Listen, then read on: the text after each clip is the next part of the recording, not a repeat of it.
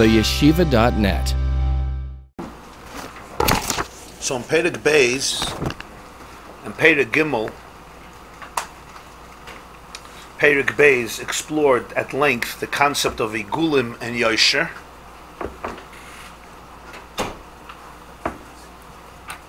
which are two processes that exist throughout all of the universes and all of reality and all of the worlds,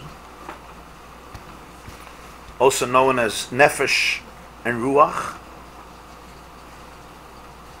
and in an extremely concise fashion it would be summarized as Igulim, which means circles, and Yosher, which means straight, Yashar, linear, like linear lines.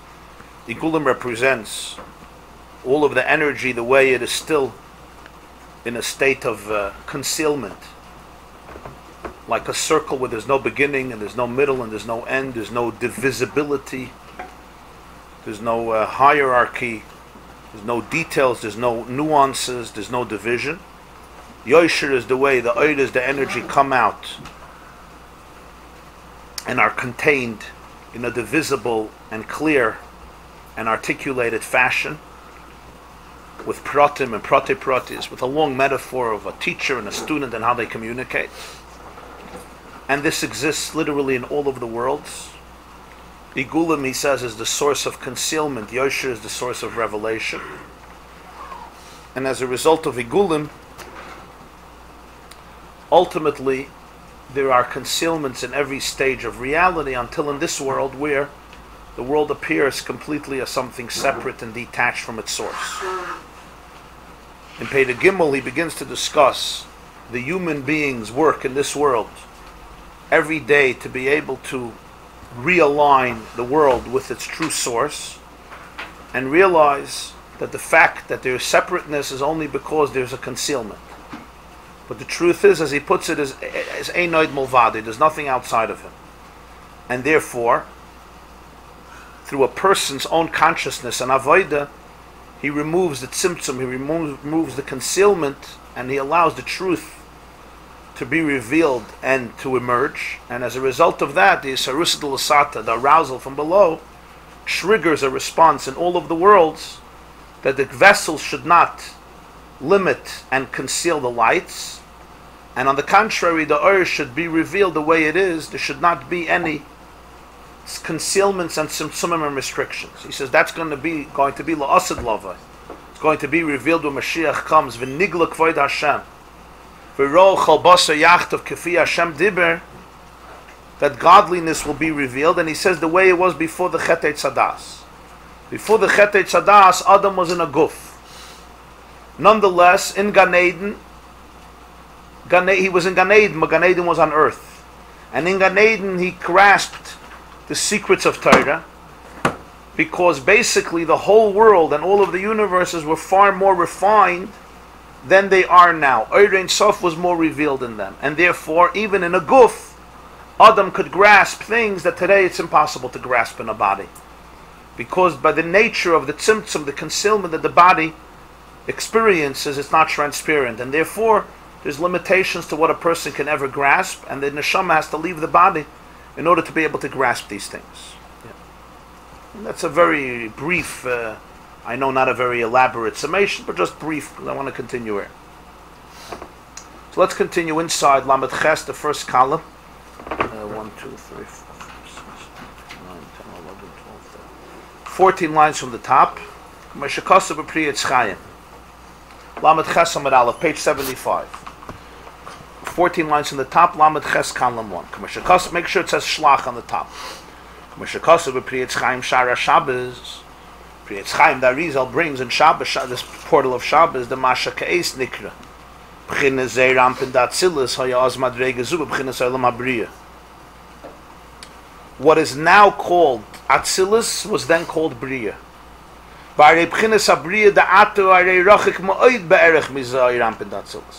the Briya today is uniquely remote and very powerfully distant from Atzilus. So this explains to you the paradigm shift, that what is today Atzilus was then Briya. That means that everything was different, because today Olam HaBriya is very remote from Olam HaTzilus. It's a completely different consciousness. So what we're saying is that the world was so refined then that what we call today Atzilus was then only in a state of Briya. That means then Atzilus was even much deeper, much higher. What is today Atzilus was then the paradigm of Briya. That's what he says. The world of Atzilus is essentially divine. Atzilus represents his own faculties, his own koiches. The infinite light dwells there with ultimate revelation. The world of Briya represents creation, something from nothing. Briya already represents things that are created, that are separate. They are created as new things from nothing to something. They're finite. Kenoida, as it's known. So therefore, the distance between Atzilus and Briya is essentially an infinite distance. The world of Atzilus is called the world of Atzilus, not Briya. The difference between Briya and Atzilus is extreme. Briya means creation. Atzilus means, like we learned, V'atzalti min haruach, I will emanate from you. It's basically bringing out what was there before. It's not a new creation. Olam HaBriya is already a new creation, yesh me'ayin. Olam HaTzilus is just elokus, godliness coming out in particular koiches. It's still a descent legabe Ein Sof itself, but it's still a koyach mikoychosav. It's his koiches. Like the ray of the sun. It's an expression of the sun. It's not a new creation. Olam HaBriya is called Briya. It's a nivra. It's a created being. Atzilus is exposing, revealing, actualizing the Ein Sof in a particular fashion. So you can't compare the two. They're both called Olam, but you can't compare the two. There in Atzilus it's called concealment only because the Ein Sof is channeled in a particular vessel, a particular koyach. Briya, it's a whole new Metzius. It's called the Yesh Me'ayin. It's not the divine, it's the creation. It comes from the divine, but it's essentially the creation. And we're saying is that what is today Atzilus was then Briya. That was the paradigm by Adam before the Chet. Ubechet Adam Rishon hu shenizgashmu ha'olamus. The Chet of Adam Rishon caused the Olamus to become megushim, to become more material, brute. Lias Ein Sof meir bema de helen betzimtzum. That the Ein Sof, the oil of the Ein Sof, shines in them only through concealment. Akshav olam azah gashmi. Ein Sof muster bem betachlis. That in this, the point that in this world, Ein Sof is completely eclipsed. So just like before the Chet, even in a guf, Adam was in a different state. He could be in Gan Eden in a body. Today he can't be in Gan Eden in a body. It's Tarta de Sastra. It's a contradiction. Because the definition of a body is that there's certain things that are essentially eclipsed and one cannot have a vision the way the soul has it without the body. The moment before the soul comes into the body and the moment the soul leaves the body, it sees everything in a different light. Completely in a different light. All the limitations of vision and awareness and perception that are imposed on the soul as a result of the physical body cease to exist. Suddenly a person could see things, there's nothing blocking. There's literally nothing blocking. It's that satellite. What? The full spectrum of light, yeah. Everything emerges. That's outside of the guf. In the guf, in Olam HaSiyah, there's a tzimtzum, there's a helam, so the little vision you get is eclipsed. That's all in this world. The kashalamata nases kafis etrachera. When a person down here below in this situation does what's called a skafis etrachera, he subdues unholiness, ta'inu. Havaras hatzimtzum v'astarish yebagili alakus benefesh adam. The person pounds on the tzimtzum. The person removes the tzimtzum. The person removes the concealment. That there should be a little gili alakus, a revelation of godliness in the human soul. It has a ripple effect that in all of the universes, the kalim should not block the earth. Everywhere there should be a greater gili of alakus.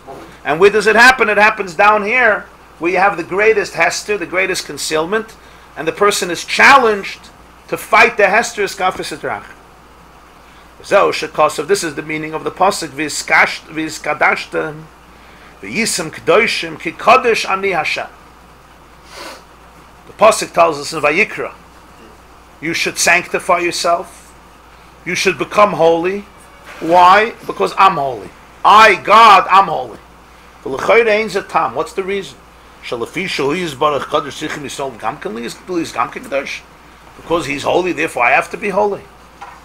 You tell somebody, you have to do this because I do this. You do it. Gesundheit, enjoy it. What's my problem that you do it? You should sanctify yourself, make yourself holy. Why? Because I'm holy. Okay, so you're holy. Very good. I'm happy that you're holy. Why do I have to be holy? What's the reason? The key kaddish.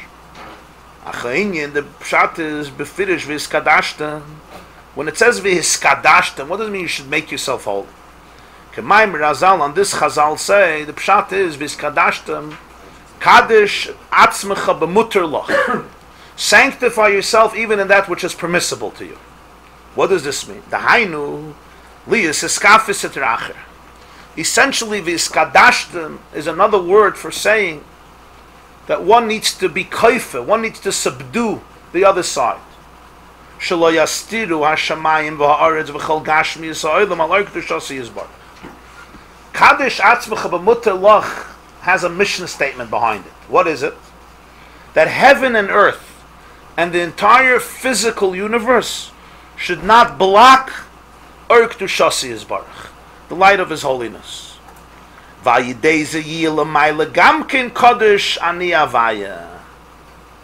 will allow Lamaila there that I should be Kaddish. Ki Kaddish Ani, the Kaddish Ulashon Havdalah Kenoida. The word Kaddish represents Havdalah, aloofness, sublimity. Rashi says Kedoshim to you, Perushim to you. Kaddish means separated. You say, he's a holy man. This is a holy object. This is a Sefer Torah. It's holy. It's unique. It's moved. It's separated from the mundane, from the regular. Kedusha is Havdalah. So he says, what's Pshat?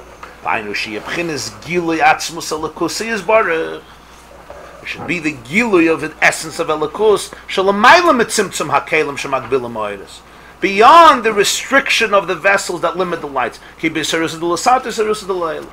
Because the arousal from below creates the arousal from above, so therefore the Vizkadishtem.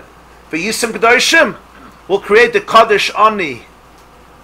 Kaddish Ani Hashem. What's Kaddish? Kedusha Lashon Havdal. In other words, not the Elikus that's limited in Kalim, but the Kedusha which is Muvdal. It's beyond the Kalim that can only happen through the V'hiskadishtem. But if the Rebbe Shalom will be more evident by our puncturing through his kapia, etc., so why is he becoming more elevated? Fakir, he's becoming more visible. He's less aloof. He's more visible. More visible tends to mean less aloof, not the other way around.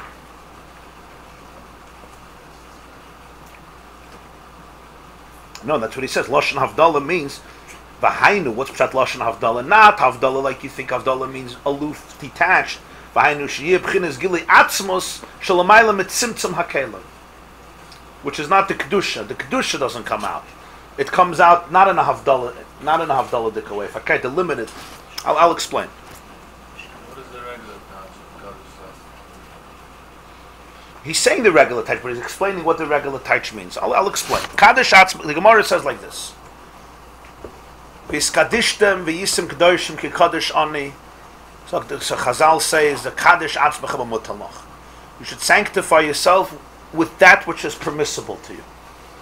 Meaning, there are things that the Torah prohibits. Achilus nevelis, achilus treifus, bias asuris, relationships or foods or activities that are forbidden.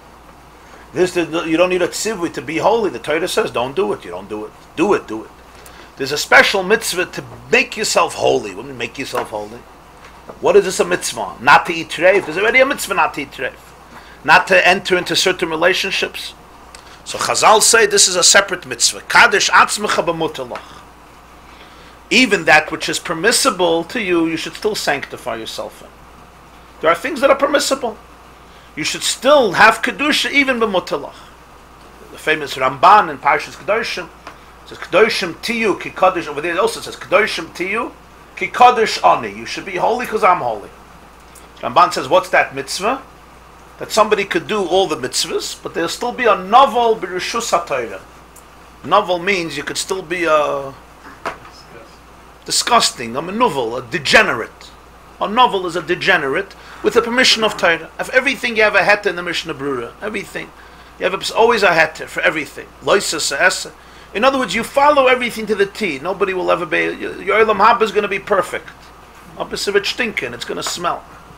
In other words, he's a novel. He's a manuvel. But it's B'Rishus HaTorah. So Kadosh Atzmecha B'Mutalach means, the Ramban says, Kadoshim to you means, you're allowed to do it. But you should sanctify yourself in that which is mutter to you. They say, I told you Mistama once, no? They say a maisa to dramatize it. There was once a poor man, he didn't eat. So he went to Psayid and he said, can I have some food? He said, I don't give poor people food. He says, give me something from the garbage. So he gives him some of the garbage, it's a smelly food. And he was so hungry, he eats it fast, and then he faints, he gets sick, they take him to the hospital. So this man tells his wife he has to go visit him in the hospital. Bikur Chaylim. The next day he dies, he says he has to go to his Levaya. The next day he tells his wife he can't come, he has to go for Shiva, to pay Shiva call. He comes home, he's happy. His wife says, what are you so happy from the Shiva call? He says, how can I not be happy? See how many mitzvahs I committed with one smelly piece of fish. Where do you get such a opportunity to do so many mitzvahs with one piece of fish? So that's a dramatic expression of an idea of novel B'Rishus HaTorah. Somebody who's officially very religious but doesn't get it. Completely doesn't get it, but they think they're through. That's what the Ramban says. Novel B'Rishus HaTorah. You're disgusting, but everything with the permission of Torah. You can't catch him anyway. You can't catch him. He's smart. He knows how to, everything he finds up a source. But here we go, next step. When you say Kadosh Atzmecha B'Mutalach, what does it mean, Kadosh Atzmecha B'Mutalach? Sanctify yourself in that which is permissible to you. It's permissible, but you should still sanctify yourself. What's the meaning of this? What's the meaning of this? So here you have a definition. Some of us sitting in this room grew up with this concept. This was said a lot. Kadosh Atzmecha B'Mutalach means even that which is permissible to you, you should sanctify yourself. From this comes the idea of precious. What's precious? Asceticism. There's food on the table, but you don't have to eat it. It's permissible. Kadosh Atzmecha B'Mutalach. You could do certain things that are permissible, but Kadosh Atzmecha B'Mutalach means sanctify yourself even in that which is permissible and stay away from it. What is the meaning of this? Why should you stay away from it? Why? If it's forbidden, it's forbidden. If it's permissible, why should you stay away from it? Anybody was taught this as a child? Kadosh Atzmecha B'Mutalach? A lot, yeah? And how did you understand it? Huh? What? Okay. In a very painful way. In a painful way? Meaning? If not, you're not holy. I saw somebody once by Shabbat Shuvah, and it was a very special person. He ate one potato At a time. In front of you or even at home? Okay. That's a madrega. One piece of potato chip. It's like eating one cookie. That's the way that I looked at it. As a madrega. Somebody has the... Yeah, so it's always put up al madrega. It's Kadosh Atzmecha, a person who's completely disengaged from the material world. There's a whole meal, he's not going to eat the whole meal. He'll eat what he needs to survive. Yeah? He'll eat what... There's a hot mikveh and a cold mikveh, he'll go into the cold mikveh. A hot shower, he'll go in. Kadosh Atzmecha B'Mutalach. Relationships, he does what he has to do. Nothing extra. The concept of enjoyment, self-indulgence, fun, excitement, this is all sitra acher, this is all klippah. It's not an aveira. It's not an aveira to go on a roller coaster to eat potato chips, right? Or to do other things. You say it is an aveira. Why can't you say regular pshat, Kadosh Atzmecha B'Mutalach? You want to be holy, do what's mutter. That's it. Simple pshat. That's not that the base is in. Kadosh Atzmecha in what's Is that not person, by virtue of doing was what's simple and in inspiration? Mutalach. Oh. So generally here again, the way it's communicated, This is a Maimon Chazal. This the Gemara teaches this Kadishtim v'Yisim Kedoshim is Kaddish Atzmecha B'Mutalach. It's a Fi Chazal. It's a mitzvah esim in Torah. That itself is a mitzvah esim in Torah. The Ramban explains it in Kedoshim to you. What's the nikud of it though? The way people often understand it is, it's a form of torture. It's a form of oppression. It's a form of self-abnegation. Even though it's mutter, nonetheless, still it's not good. Which in a way raises more than one eyebrow. Why? It's not enough that you took away so much from us, God. Now even that which is permissible, you're going to make us feel guilty. It's like Vifel is Ashir.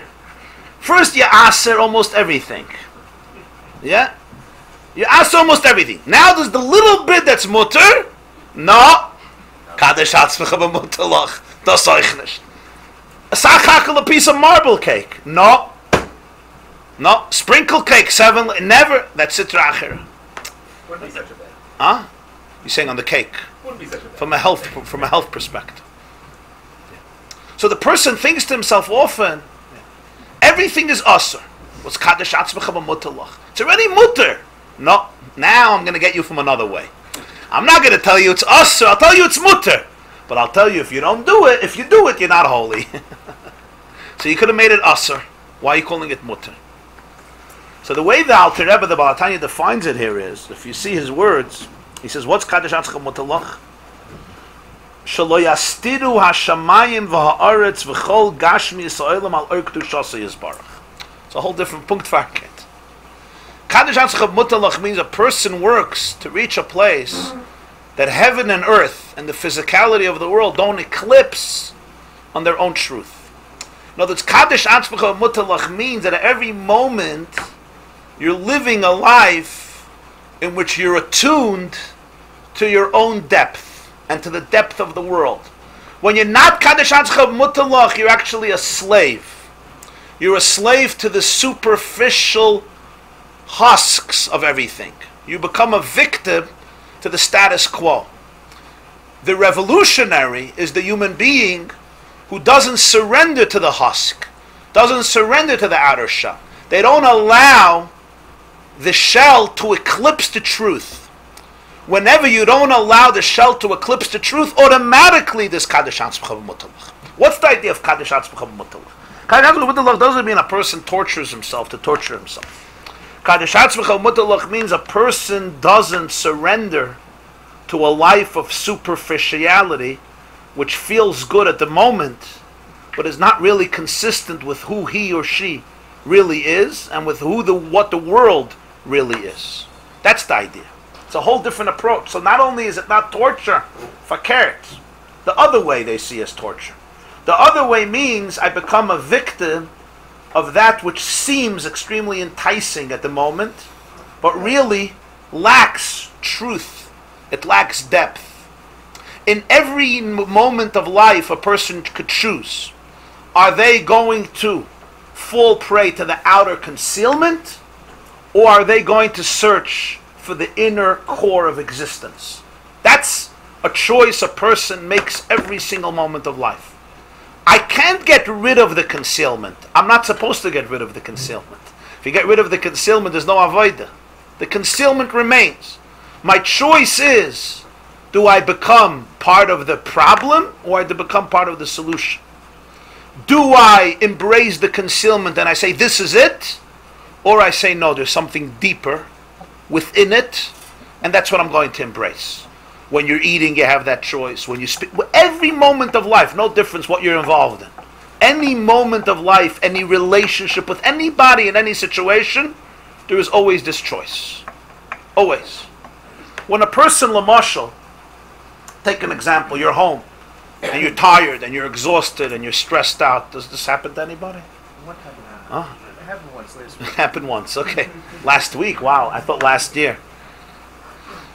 Yeah. So now a person naturally, their fuse is very short at the moment, right? It's about to experience a short circuit. They generally have in a good day they have a short circuit. Never mind in a bad day. And as a result of that, person is feeling very, very intense emotions. They want to scream, they want to holler, they want to quit, they want to run away, they want to hit, they want to whatever they want to do. Yeah. What's my choice at the moment? There's different options. One option is a person makes believe he doesn't have these emotions. But that's not true. He does. He does.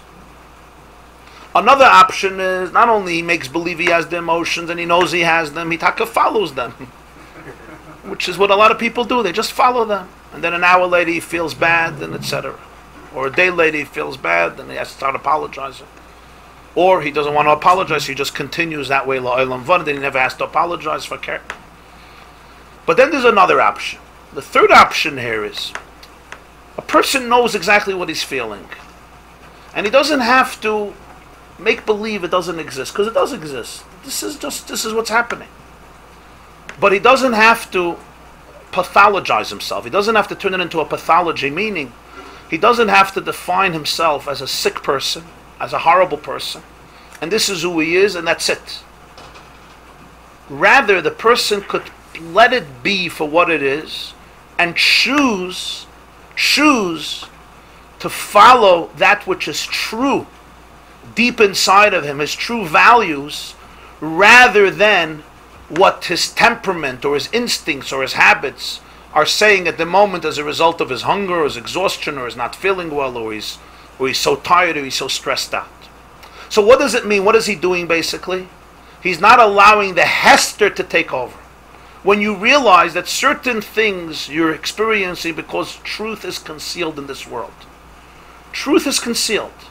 The value of relationships are often concealed. The value of who you are is often concealed. The value of your children is often concealed. And therefore, other things take over. But it's all a Hester. Now I could choose to embrace the Hester, to embrace the concealment, or to say no. I'm going to live from a space that goes deeper than the concealment. What is Kaddish Anspacha b'Mutalach? Take any permissible thing in life. The question though is, it's permissible. Torah doesn't say it's forbidden. But now ask yourself one question. By engaging in this act, what am I doing? Am I getting closer to the truth of the universe?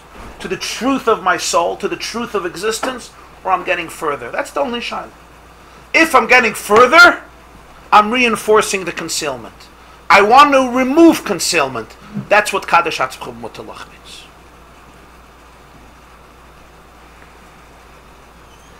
Balatanya once said in Yiddish, he said, "Was metar tar me nicht, und was me meg darf man euch nicht." What you're not allowed to, you're not allowed to. What you're allowed to doesn't mean you need it. It could be you don't need it, so you're allowed to. And if you don't need it, very often it just reinforces concealment. It doesn't create openings. It doesn't create transparencies. That's the idea. So b'meila, what is Kaddish Atzmach Mutalach? It's not a form of self-abnegation. It's actually a form of self-expression. Because it challenges the Hester. That the Gashmias should not conceal Kedushas Yisbarach. At every moment, the truth is that Ein Noid Mulvada. Every moment, the truth of that moment is the relationship of a person with Hashem at that moment. That's the truth in every moment and in every experience. By engaging in this, or not engaging in it, am I revealing the Ohr HaKedusha, or I'm concealing the Ohr HaKedusha?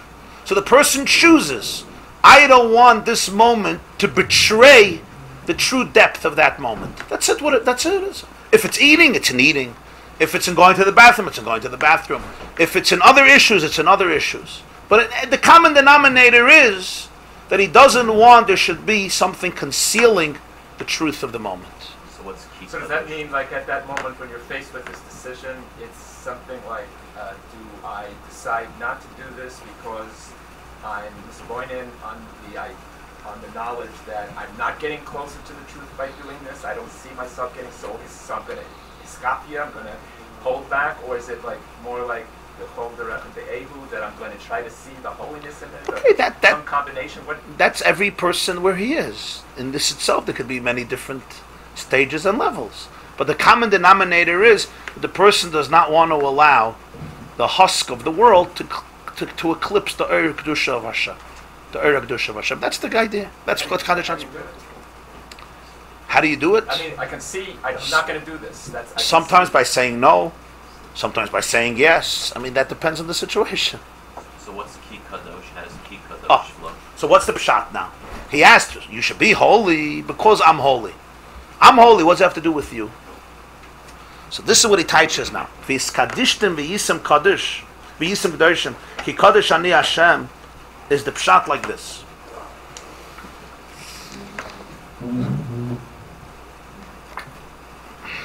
It's a subtle idea. You should be holy. Why? Because I'm holy. What's the connection?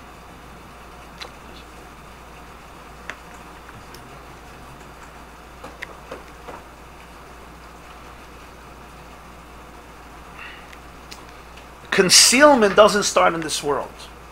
Never starts in this world. Concealment always starts in the highest worlds.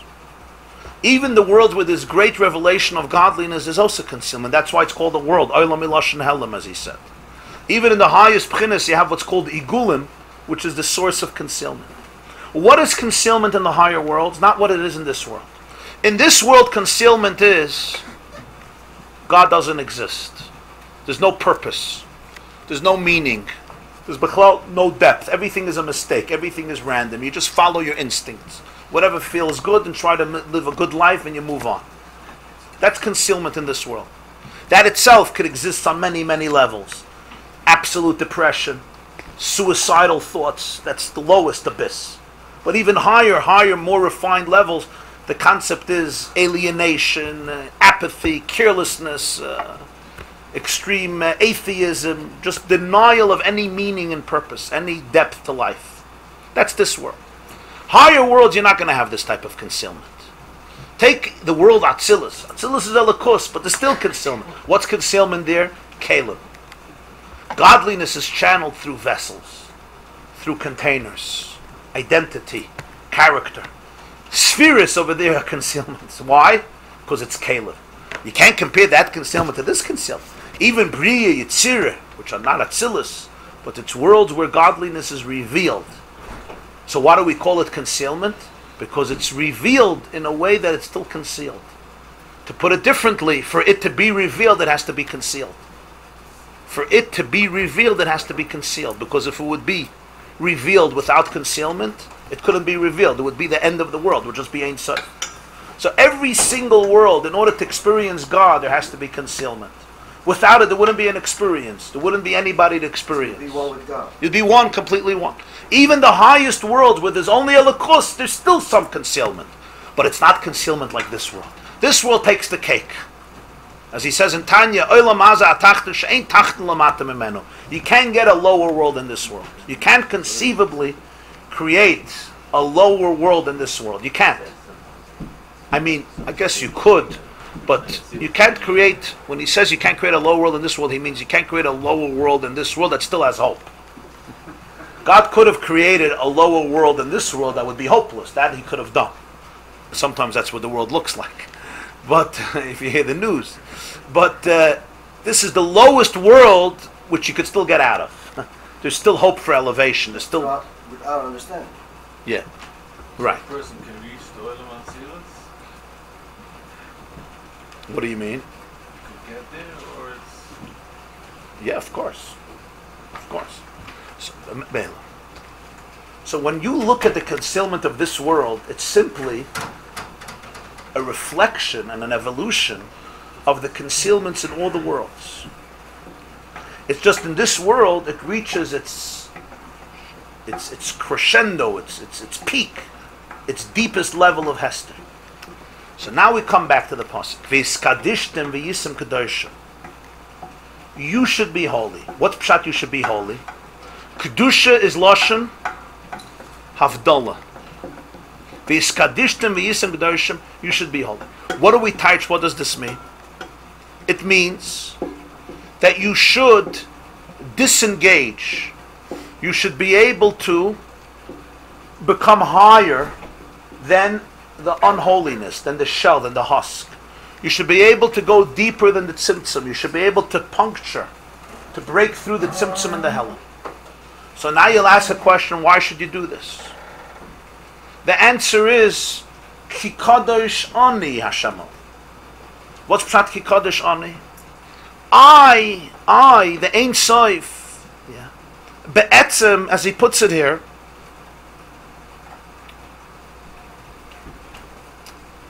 I'm beyond the tzimtzum. The truth of Elikus is beyond the tzimtzum. Elamai, it went into Kalim. It went into vessels. As a result of that, everywhere there's concealment. Everywhere. He's saying that's where I am, in other words. That's why you should separate yourself, because that's where I am. He's saying. Yeah. Baruch Hu is saying. Yeah. In other words, concealment, the worst thing is to worship the concealment. When the concealment becomes a substitute for reality. The truth is, Ki Kadosh Ani. I'm beyond the Hester. Elamai, I went into Kalim. As a result of that, in every level there's Kalim. And in this world there's ultimate Tzimtzum. There's ultimate Hester. When you will be Kadosh, what happens is, you'll be able to be Megala, the Ki Kadosh Ani. You'll be able to undo the Tzimtzum and the Hester in all of the worlds. So that therefore the Kedusha of Hashem, which is Kedusha Lashon Havdalah, not the way godliness is, finite and limited within Kalim, but the way it comes out in its true revelation, which is Milashon Havdalah. What do we mean Milashon Havdalah? Havdalah means it's beyond Kalim. When something is in Kalim, it's not Havdalah. On the contrary, it's enclosed, it's manifested, it's dressed up. Havdalah means the way it is on its own. It's pristine truth. It's sublimity. That's what Havdalah means. Havdalah means it's disengaged from being manifested within limitation. Through your Kaddish Atzmacha b'Mutalach, you create the Gilui of Kaddish Ani everywhere in the world, on all levels. That's what he says now. This is what it says in Zoyar.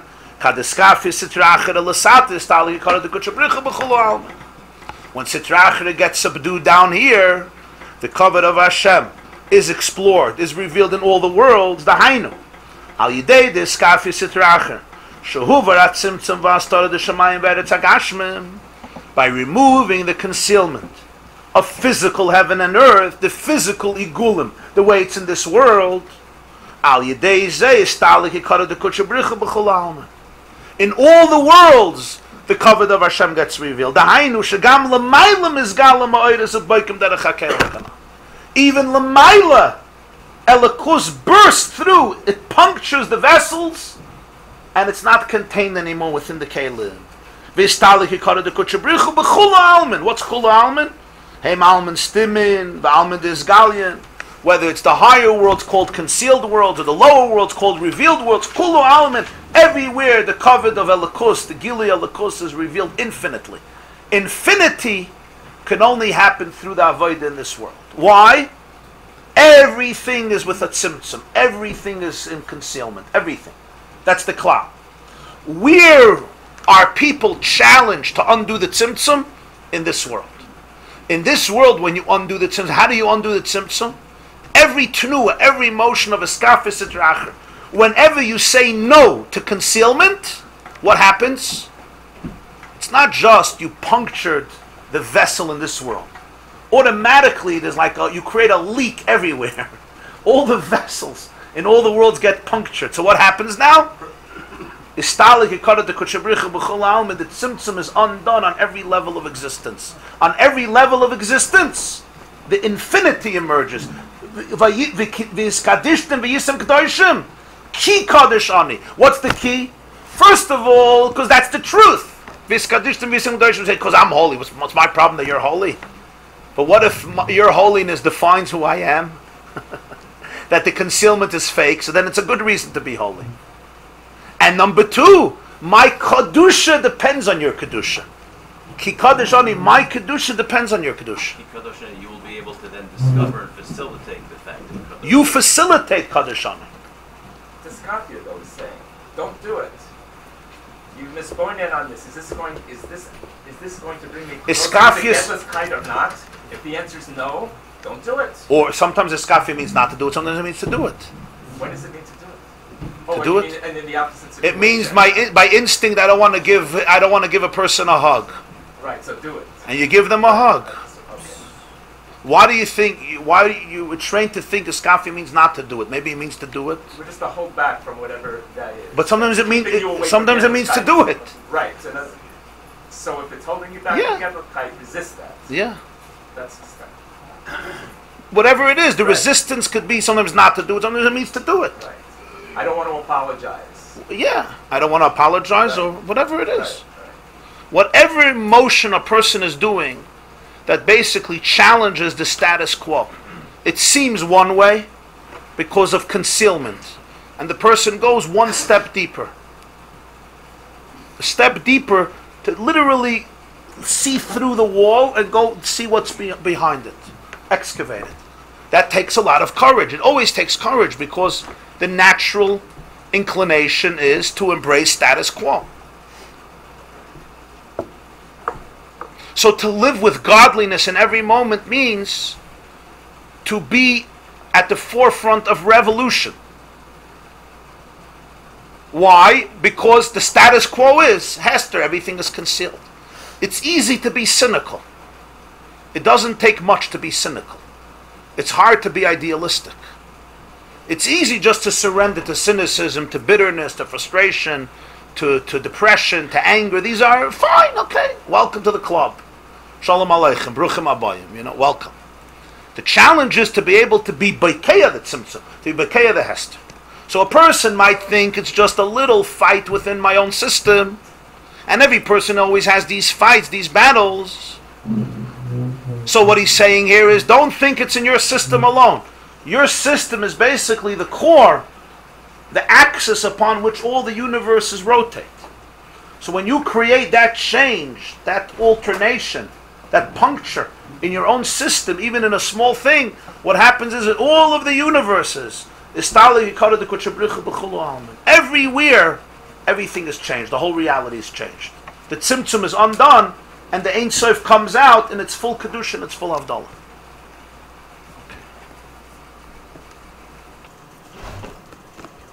Lamed Ches, column 1, page 75.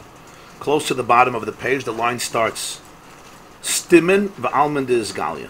V'zeu ha'mechuven b'teiro mitzvahs.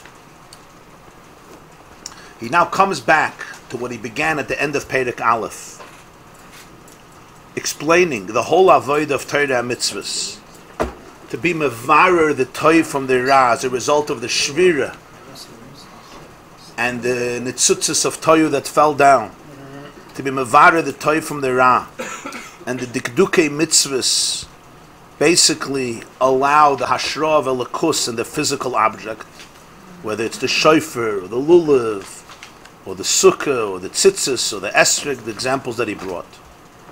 And he asked, how is it that a person through his avodah can actually create a dwelling of Ein Sof in the physical object? What shaykhs does he have to elikus?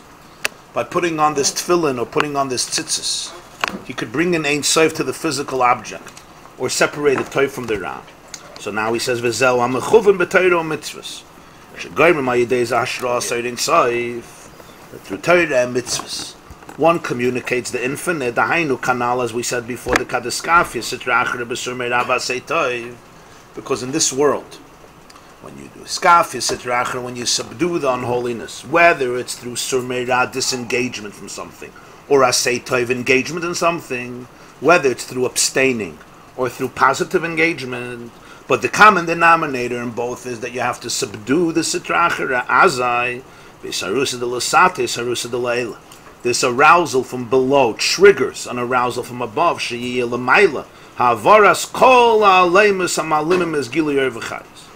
That above, in all the worlds, all the concealments on every level, which conceal the revelation of the light and the energy of the divine, are removed at shagam tzimtzum ha'kelim, to the point that even the tzimtzum of the kelim, the restriction of the vessels, hamagbilim es ha'oros u'mastirim ma'isa, which limit and eclipse the light for a positive purpose, in order for the light to go into the kelim and they should be suitable, yuver gamke, even that restriction is removed, she'iyu ha'oros boikim, that the lights should burst through, they should puncture the vessels of Mizgalim Lamata and can emerge and reveal themselves down here below Keniskale.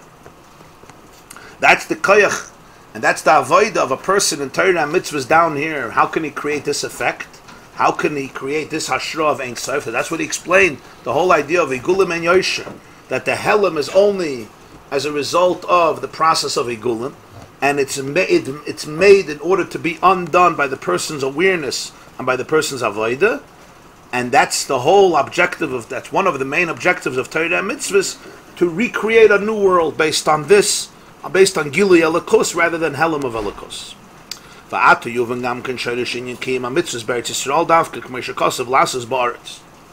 This explains also the idea of the Kiyum HaMitzvahs, the performance of the mitzvahs in Eretz Yisrael, precisely as the Pasuk often says, you're going to come to the land, Lasses Ba'aretz, to do the mitzvahs in the land. Eretz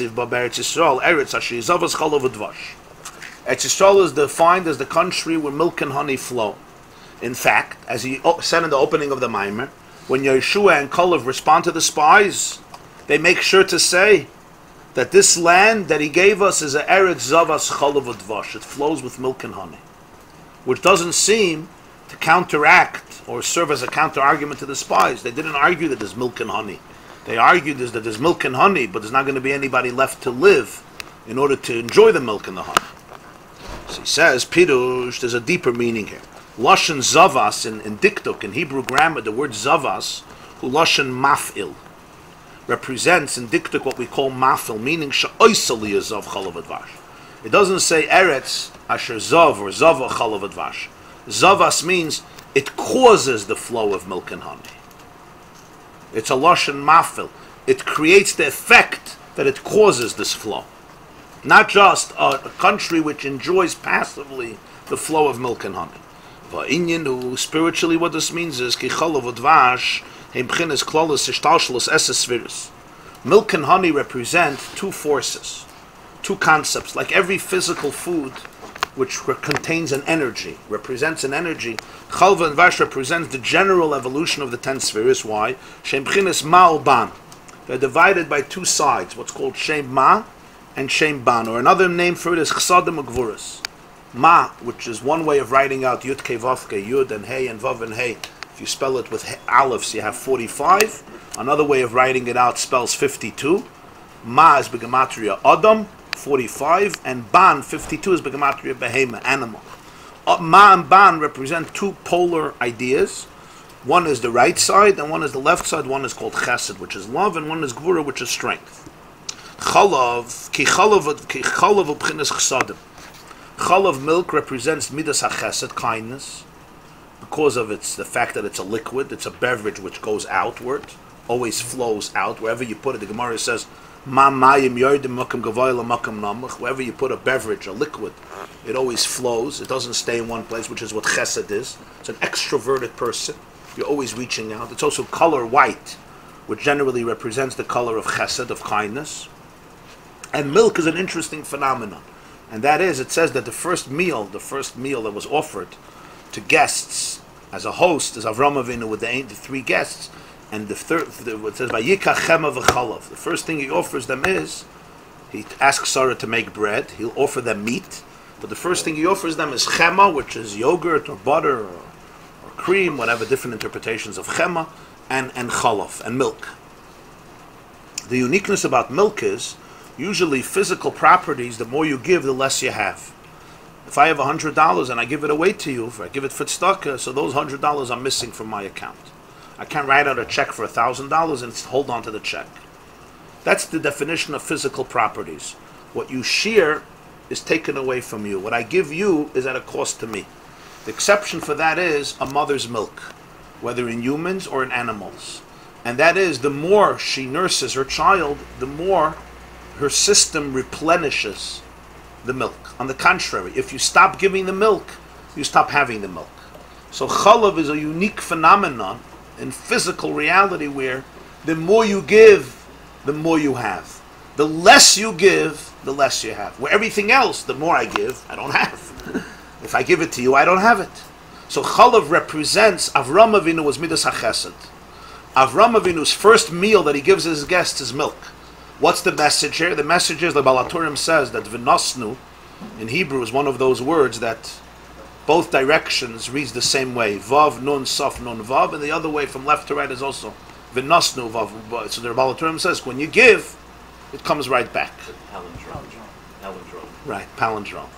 It's one of those words. Nasan, nun, saf, nun, both directions. Because you give, and it comes back. Where do you see that in milk? The mother gives milk to her child. She nurtures the child, even the animal mother. All this is klal and teva, and the animal is replenished. You stop nursing, fakert you don't have. Avram Avinu's first meal to get his guests was representing his idea of what chesed is, what stock is. It's not that I'm giving and I'm losing. It's I'm giving and I'm getting. The more you give, the more you receive. So therefore, chalav is very much associated with midas hachesed. Chalav u'pchinas chasadim. Dvash. It says about Torah, Shavuos, one of the reasons we eat milk, it's brought in Paiskim. The Pasuk says about Torah, Dvash v'chalav tachas l'shoynach. Honey and milk under your tongue. It says Dvash is Pchinas Gvuras. Dvash in Kabbalah nikra din de gadlos. It's called din, dalet. That's why it also begins with a dalet. And it's din de gadlos, which means mature din. There's din de katnos, and there's din de gadlus, just like there's chesed de katlus and chesed de gadlus. Gadlus means mature, expansive, like a gada, an adult. There's din that is adult-like din. And then there's din, judgment, discipline, sternness, which is immature. It's more punitive rather than mature. There's a din that comes from gadlus, there's a din that comes from katnus. Just like there's chesed that comes from katnus, from immaturity, and then there's chesed that comes from maturity. Pasuk says in Vayikra, you shouldn't bring as a carbon nothing with yeast, zoyer take, sourdough, which is a yeast, chametz, it leavens bread, and or anything with honey. And there's different reasons for it here. He's not getting into the discussion here, but the point he brings here is so'er has to do with chametz. All the matzahs, all the bread in the Beis HaMikdash was basically made of matzah. Lechem aponim was matzah. All the menachas were made of matzah, besides one exception. The shtei halechem of Shavuos was made of chametz. Remember last year we learned a maimer for Shavuos about Shoyre Keser, Parshas Emer. Usfartem lechem. He explains why chametz was brought only on Shavuos, not the rest of the year. After Sfiras Omer you could bring chametz, but the rest of the year everything was matzah. And v'chol dvash lo yisaktidu b'menu yishal Hashem. Dvash also not. And it has to do because dvash has to do with din. Ushneim hin pchinis moichen de gadlus. Both come from a maturity. Moichen is intellectual awareness that is expansive. Cholav pchinis moichen de gadlus de chasadim. Cholav represents moichen de gadlus, expansive awareness that produces chesed.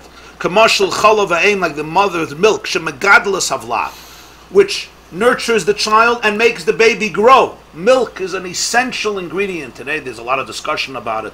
The nutritious benefits, tremendous benefits that exist in the natural milk of a mother. It's not just milk brings physical growth to the baby.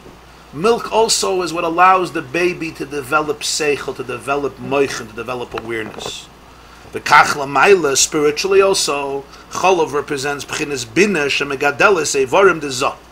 Bina is the mother, aim habonim smecha. Chachma is the father, bina is the mother. Midos are the children, that's called ze'erampin.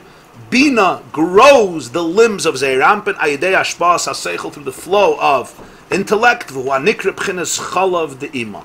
This is called in Kabbalah the mother's milk, or bina's milk. Kamayim Razal, the Gemara says in Brachas, Asala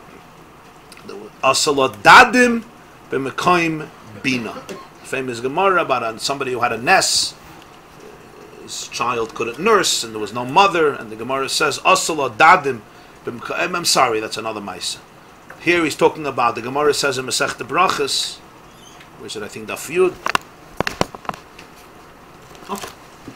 Sometimes you look for something and it does exist. Huh? There is a God.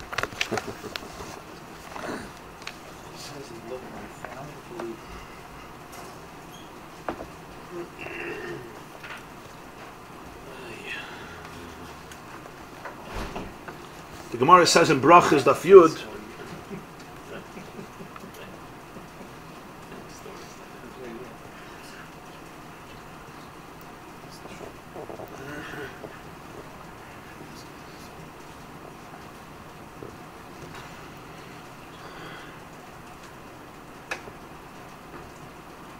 David HaMelech was always saying shira. He was always singing. It says he lived in 5 worlds, and in all the worlds he was saying shira. In all the situations he was saying shira. The first was in the womb of the mother. That's your first residence. And he said shira. Barchi nafshi es Hashem v'chol krovai es Shem Puncture. He came out of the womb. He comes into the world, and he looks up at the stars and the planets, and he takes a look and he says shira again. Baruch Hu Hashem Malachav Giborei Koyach. All in one kapitel in Tehillim. Tehillim Kuf Gimel. And then Yonak Mishdei Ima, he starts nursing. I quote now the Gemara. V'nestakel b'dadeha, and he looks at the dadim, at the source of the milk, the breasts. V'amar shira, and he says shira. Shenemar barchi nafshi es Hashem v'al tishkechi kol gemulov. My soul thanks Hashem, and I never forget kol gemulov, everything that He's goimel, everything that He bestows on me. My kol gemulov, Amar Rababo, she'asa lo dadim b'mekoyim bina. That Hashem made the dadim, the source of the milk, in the place of bina. We say v'seim b'libeinu, v'seim b'libeinu, bina lahavan lahaskel. Right in the morning, v'seim b'libeinu. So He made the dadim, the place of the milk, b'mekayim bina, in the place of emotional awareness, which is the heart. What's the big deal? Time and Mayam. David HaMelech was very impressed about the biological system, that the child is not forced to nurse from not such a pleasant place to nurse from. So, Al Pi Pshat, okay, it's interesting, but the Balatanya says that there's a remez here, Oslo Dadim B'mkayim Bina, that Al Pi Kabbalah, the chalav has to do with bina. The mother's milk is the hashpa of bina into the child. So asala dadim b'mkayim bina is not just a biological fact; it also represents a spiritual fact. The Beit Chayim mevur gam kebinyan elda do meida shem shnei dadim de'imra shemehem yotzei acholav l'zol gadol. Eldad and Meidad were 2 prophets who are prophesying together with the 70 elders. So in Eitz Chaim, the Arizal explains, Eldad and Meidad is like this. You have Dad, and you have Aleph Lamed and Mem Yud. That's part of Elikim. So Eldad is Shem Aleph Lamed, yeah. And then you have, in the middle is the Hey, and then you have Yud Mem. So Dad and Dad, you have one Dad, one breast on the right, one on the left. That's Dad and Dad. And in between, you have Eldad and Meidad, which is, Eldad is Aleph Lamed of Elikim, and Yud Mem is the last letters of Elikim, and in the middle, between the Dadim, is what the Arizal explains is represented by the letter Hey. What's the point here? The point here is that Eldad and Meidad are the Shnei Dadim. Al Pi Kabbalah, their prophecy represents the 2 breasts of Bina, from which the milk goes out to the Midos in order to raise and mature the Midos, which are the children. All emotions need Bina, they need awareness in order to develop them, to cultivate them, and to allow a person to experience them. All emotions are basically thoughts. The thoughts translate into emotions. That's chalav in physicality and in spirituality. Udvash ubchinas moichen de gadlus de gvuras. Dvash is the gvura that comes from mature moichen. Shari nikra din de gadlus vaynu shem b'chinas gilu ya'oiris hepech b'chinas hatzimtzum shel hakelim. Both Dvash and Cholav represents Gadlus instead of Katnus, which means instead of having the Tzimtzum, everything restricted, everything is done in an expansive fashion. So both the Chesed and the Gvura are both informed by Moichen the Gadlus by profound awareness and maturity. There's a difference of Chesed and Gvura when it's done from a place of Moichen the Katnus and when it's done from a place of Moichen the Gadlus. Honey comes from bees. Now, if you got to go into a beehive, it's not such a chesed experience. It may be a gvura experience. It's interesting that bees, by us have a pretty negative association, but the food that they create is tremendously sweet. But it has not sweetness, but there's a certain sharpness to Dvash. Dvash is sweetness, but it's a sharpness. So it's actually called gvura of Moichen the Gadlus. Gvura of Moichen the Gadlus has a sharpness to it, but it also has a sweetness to it, because it's not punitive, it's not vengeful. There's a type of gvura that comes from Moichen de Katnos, comes from weakness. You're in a very weak state, and when you're in a weak state, you're gvuradik. Your intensity comes because you lose control. Gvura of Moichin the Gadlus is intensity that comes not from loss of control, but from powerful control. It's a different type of Gvura. It's Gvura that comes from strength, not from weakness. The same is true Chesed. There's Chesed that comes from weakness, Moichin the Katnos, because you have no courage. And then there's Chesed that comes from strength. So you have to ask yourself, there's people who have a lot of Chesed, but their Chesed comes from Moichin the Katnos. It comes from a place of either they need to please everybody, they need everybody's approval, they need everybody's validation. They always are afraid to have an opinion. They always say yes, not because they want to say yes, but because they're scared to say no. That means they never really say yes. Whenever you say yes because you're scared of saying no, you're not really saying yes. You're just frightened to say no, so you have no choice. So then you say yes, and then you resent the person even more. So you're trying to help him, and really you start hating him as a result of trying to help him, because you resent him for making you not be the real person you want to be. So now instead of doing him a favor, you're actually punishing him, because as a result of doing him this favor, you're going to hate him for the next 10 years. You're going to have to go to therapy for the fact that you did him a favor every single day when you were really oppressed. And then you blame him for you not having the strength to be you, and he becomes the enemy. Anybody knows what I'm talking about? I do. And it's fascinating, and people create these whole concoctions in their minds where people become enemies because I didn't have the courage to set boundaries, and therefore the other person becomes the culprit because he doesn't know about my insecurities. And he thought yes means yes. How is he supposed to know that yes means no? Yeah. Somebody told me once that he married an American. He married a European woman.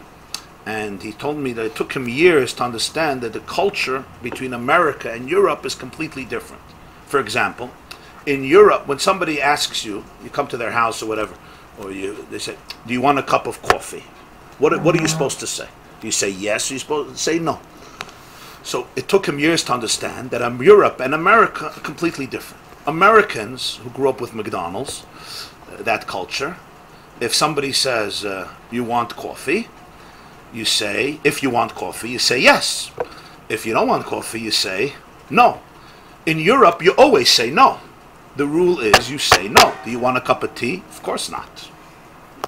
And the person who hears no brings it anyway. That's the right thing to do. You say no, and they bring it anyway, and that's what happens. The American, if he wants a cup of coffee, he says yes. If he doesn't want, says no. So now they marry each other. Okay? So he wants to be nice to his wife. So he comes over to his wife, he says, can I make you a cup of coffee? Of course she says, no, she's European. He's American. So he doesn't make her a cup of coffee. Right? Because he's trying to be respectful. The other way, yeah, she goes over to him, can I make you a cup of coffee? He says no. So she makes him a cup of coffee, and he feels it's abusive and disrespectful. I told you no. Why are you making me a cup of coffee? Why don't you consider me? And it's a great marriage, you understand? So what happens often is people create concoctions of who the other person is based on their own image. It's especially true in the fields of chesed and gvura, of giving and not giving.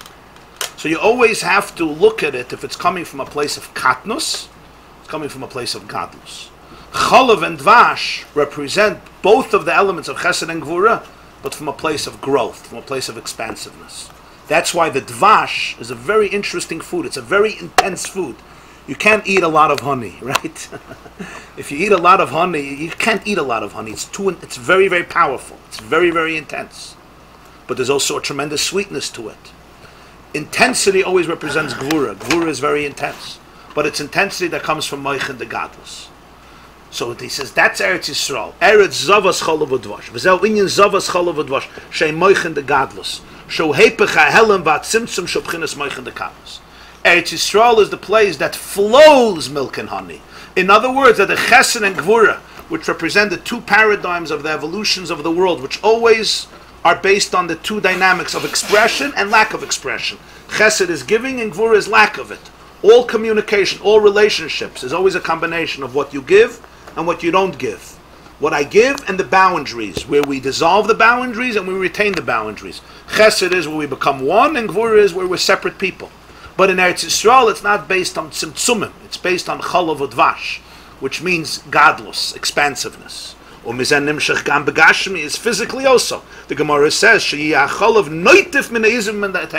Gemara says, Eretz Yisrael in its prime years, the milk would flow from the goats, from the female goats, and the honey would flow from the figs. You didn't even have to squeeze. You didn't have to go and milk. It flowed from it, the Gemara says. It was noitif. Why? The physicality is simply an expression of the spirituality. Every physical dynamic is an expression of a spiritual dynamic. Because spiritually, there's a flow of chesed and gvura, not with tzimtzum, but with expansiveness, both the chesed and the gvura. So therefore, physically, it had that bracha. What does Zavas Chalav Udvash mean? That the oiris burst through the kalim. In other words, they're not defined by concealment and tzimtzum, rather they're defined by harchava, by expansiveness. V'zeu klolus inyan mitzvahs de knissas Eretz Yisrael. L'kayim shamat Torah v'mitzvahs d'ksiv lasses ba'aretz. And that's why it says about Eretz Yisrael that they went into Eretz Yisrael. And the objective was to observe Torah and mitzvahs there, lasses ba'aretz. And the expression lasses is pirush lasses u l'saken. Lassos is l'saken. What's pshat l'saken? K'moi v'osasa siparneh v'targumeh v'tisken. In Parshas Kiseitze, she should make her nails. This is the Isha Yafas Torah who's in captivity. V'osasa siparneh, the Targum says, is the word tikkun. Lasses ba'aretz means l'saken. Asher bara l'kim lasses, the Medrash says, is l'saken. V'hainu l'saken ba'aretz tiyeh b'chinas eretz avos chalav udvash. To fix up the land. And instead of being a physical space that's based on tzimtzum, to be misaken the eretz, to fix it up, that it should flow with milk and honey. Sheyifku oiris asakela.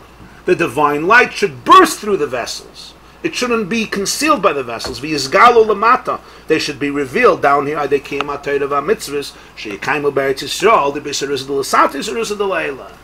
Eretz Yisrael is the physical space that is most conducive to create Gili Elikus. It's the physical terrain, which is also based on concealment, but from all the places in the world, it's the most conducive, lassos, to be mesaken the Eretz.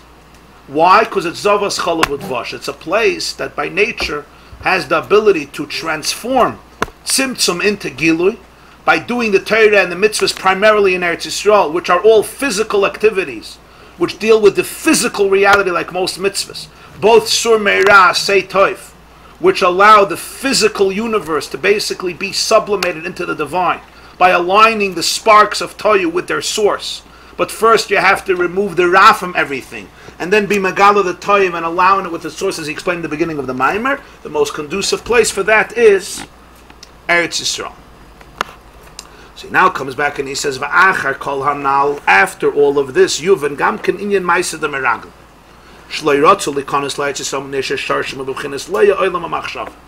We now come back to the beginning. The Arizal said the Meraglim came from the world of Leah, not the world of Rachel. The world of Leah is the world of thought. And because they came from the world of thought, they didn't want to go into Eretz Yisrael. Why? Because they come from Olam HaMachshava. V'tanu, they had a taina. What was their taina? Why do you have to go down from the world of Leah to the world of Rachel? Why go down from the world of Machshava to the world of Dibur, from thought to speech? Why do you need it? The first Dibur represents the lowest level, Malchus of Atzilus, which is the end of all the Madregas. You're going to tell me, the objective is to go down and observe Torah and mitzvahs in thought and in action and words and actions. This will allow the P'kiyah Sa'odas, the splitting of the light, and the Gilui Ein Sof.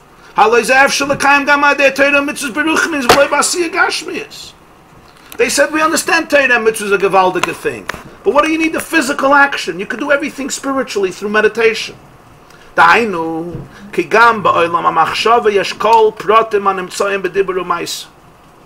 the world of thought, you have everything that exists in the world of speech and in the world of action. Words come from thoughts. So there's no word that doesn't have its origin in thought. Every word comes from machshava. There's no dibur that doesn't come from machshava. Vim kain, Kol mitzvah shemekayim b'dibur b'ma'aseh gashmis yachlu l'kayim b'ruchnis v'b'chinas machshava. Every mitzvah that you observe in speech or action, you can observe spiritually in a state of thought. You don't need the dibur and the ma'aseh to have the content of the mitzvah. And if it's Torah and mitzvah, this will also generate the flow of the Ein Sof. It says this by Avram. The Gemara says in Yuma and in a few places, Avram observed the whole Torah before it was given. What does this mean? It means Avram did the whole Torah that we do. Can't be. Many mitzvahs that Avram physically couldn't observe. You have the mitzvah of tefillin. The mitzvah of tefillin, you have Parshas. The Parshas, it says, the story of Yetzias Mitzrayim, or the mitzvahs connected to Yetzias Mitzrayim, or the different things that says in tefillin. It wasn't written in times of Avram Avinu. What's pshat he put on tefillin? What's pshat all these mitzvahs that he did? A lot of the mitzvahs he pshat couldn't do. So what do you mean Avram Avinu did the whole Torah before it was given? How was he supposed to do many of the mitzvahs? There's mitzvahs that he could do. He could do the mitzvah of tzedakah. He did the mitzvah of bris milah. But what did he put on his door? You say mezuzah. What did Avram Avinu? What did his mezuzahs look like? All the mitzvahs that are zeichel Yetzias Mitzrayim. There's a mitzvah of eating the carbon pesach. There's a mitzvah to remember Yetzias Mitzrayim every day of your life. What did Avram Avinu do? He lived before it. So the Baal HaTanya says, "El shakiyim oisem beruchnius." Every mitzvah has two dimensions. There's the physical performance of the mitzvah. There's the energy of the mitzvah. Avram Avinu didn't observe the mitzvahs the way we did them. He observed all the mitzvahs spiritually, meaning shehimshich kol ha'oros al yoinam and hamshachim adei hamitzvahs. Every mitzvah accesses a certain oir in the world, a certain light, a certain energy. Avram Avinu accessed all those oirs that we can access through mitzvahs. And in many ways, his mitzvahs had a depth that our mitzvahs don't have, because he knew the mitzvahs from inside out, not from outside in. We have the mitzvahs from outside in. We just follow a script. Put on tefillin in the morning, put on tzitzis, put up a mezuzah, make kiddush on Shabbos, eat matzah, blow shofar. Avram Avinu didn't necessarily have these mitzvahs physically, but every mitzvah tunes in to a certain oir of the world, a certain oir of Hashem. And that's what Avram Avinu communicated. So the meraglim thought, you know what?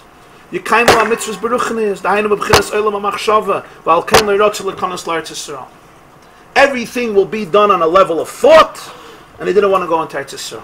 They were in the Bechina of Leah, and Leah is on a different place than Rachel. What is the point he's saying here? The Meraglim, elaborating on what he explained in the first Maimon, the Meraglim weren't just lowly individuals who decided to rebel. On the contrary, the Meraglim were spiritual giants. And because of that, they loathed going out of the cocoon of a spiritual reality where life operated in a place of thought, not a place of speech and action. Imagine if most of life would be lived on the plane of machshava, not a plane of dibur, and not a plane of mais. Most of our life is lived in a plane of action, mais, or in a plane of dibur. You ask people to think, they don't even know what you're talking about. Ask somebody to think about something for a minute straight, without interruptions. You ever try doing it? Try thinking about something, not daydreaming in the middle of a shiur, that's easy. But try thinking about something straight for a minute, 2 minutes, 3 minutes.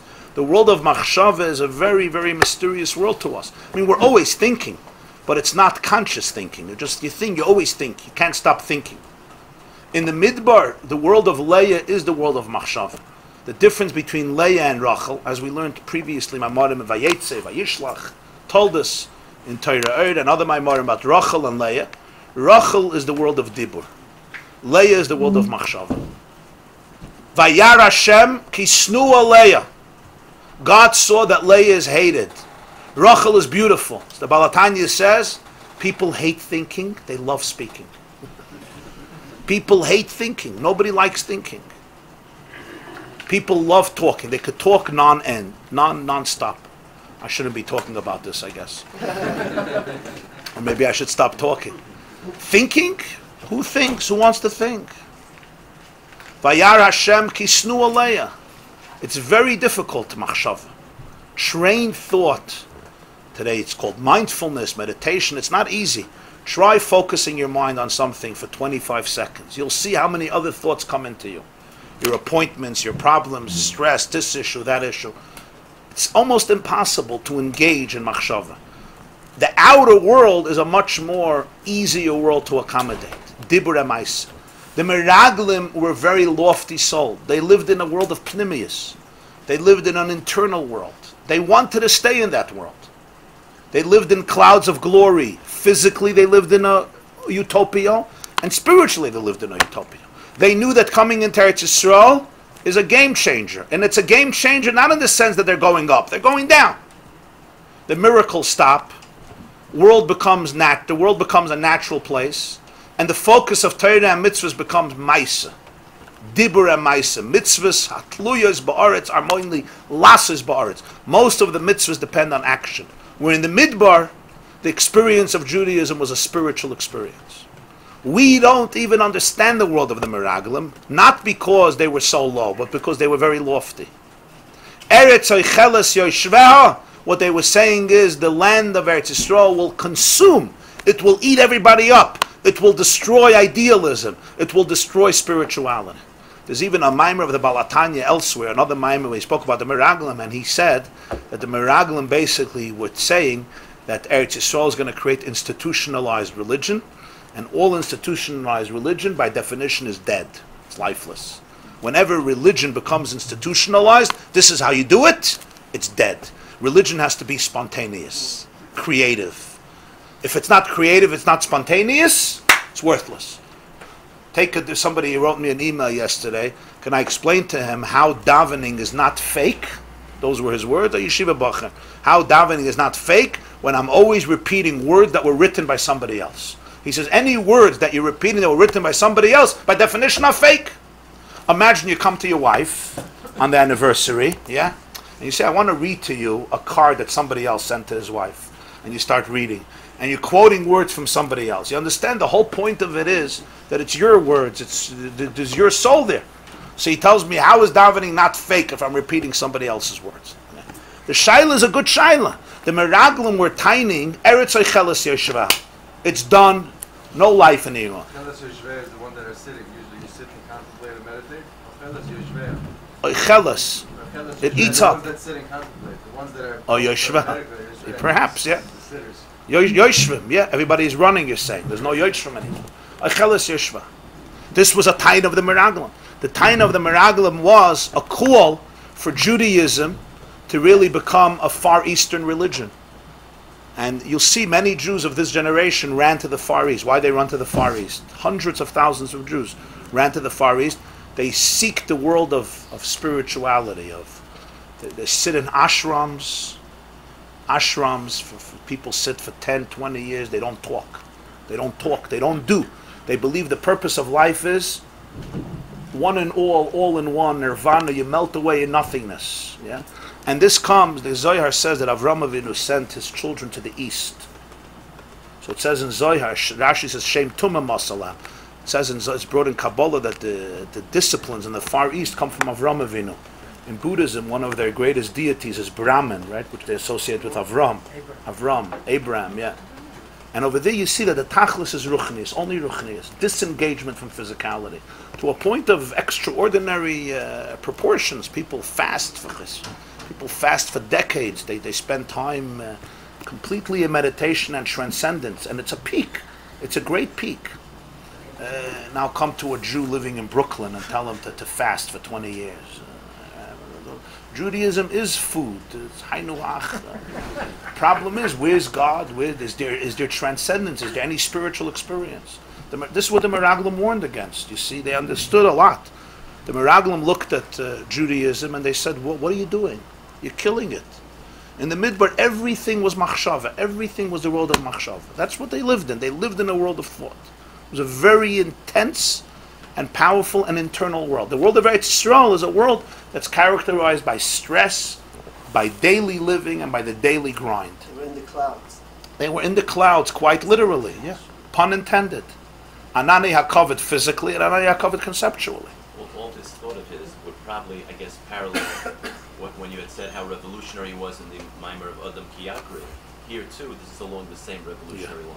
Yes. Saying that this was their tos. Yeah. Because a lot of Hasidic movements would not say this was such a tos thing. Yeah.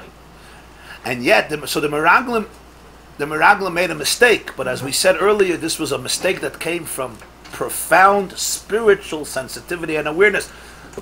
A bulldozer doesn't make such a mistake. A brute doesn't make such a mistake. A lowly person doesn't make such a mistake. This is a mistake that comes from loftiness, from sublimity, from godless, not from katnus.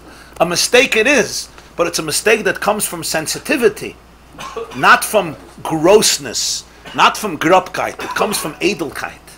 It comes from refinement. Really refined people don't want to leave the world of thought. Who wants to leave the world of thought? You're saying you empathize with them. You identify with them. He says, why is it a mistake? Okay, that itself is a good question. The fact that you asked that question is very good. Why is it a mistake? Fine, don't worry about it. Okay. You're reading it out. Don't worry, he didn't give you credit. Thank you. At least the poverty and the rain also, we've meditated after so many years, allowed them to go. Yeah. In the Isis of Kabbalah, they didn't want to go to Rachel. They wanted Leah. Leah was an internal person. Leah, as we said, comes from the word exhaustion. Nilu, limtsoi mayim. Niloi nilesi. It means tired. Thoughts never stop.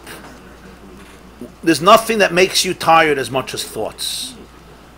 Right? Words you could stop speaking. You could go to sleep, stop doing things. Thoughts you never stop. Even when you go to sleep, you're still dreaming. Thoughts are forever there with you. They're always there with you. They just don't stop. It's like fascinating to observe your thoughts. Imagine you have your thoughts on a screen, displayed, and just sit like this and watch what's going on. The problem is the screen is inside. It just doesn't stop. And the thoughts are busy arguing with themselves a whole day. You know that. There's like 100 color war teams in your brain. No, I'm this. I'm a good person. I'm a horrible person. He hates me. I'm this. I'm that. Non-stop. It can get you exhausted. It's a very internal world. The world of Dibur is external. The world of Mais is external. That's the world of Rachel, Olam HaDibur. The world of Leah is Olam HaMachshava. This was the big taina of the Meraglim. Why leave Leah to go into the world of Rachel? Torah mitzvahs, will do everything with Machshava. Just like Avram Avinu. Avram Avinu, it was good for him, it was good for us. Everything with Machshava.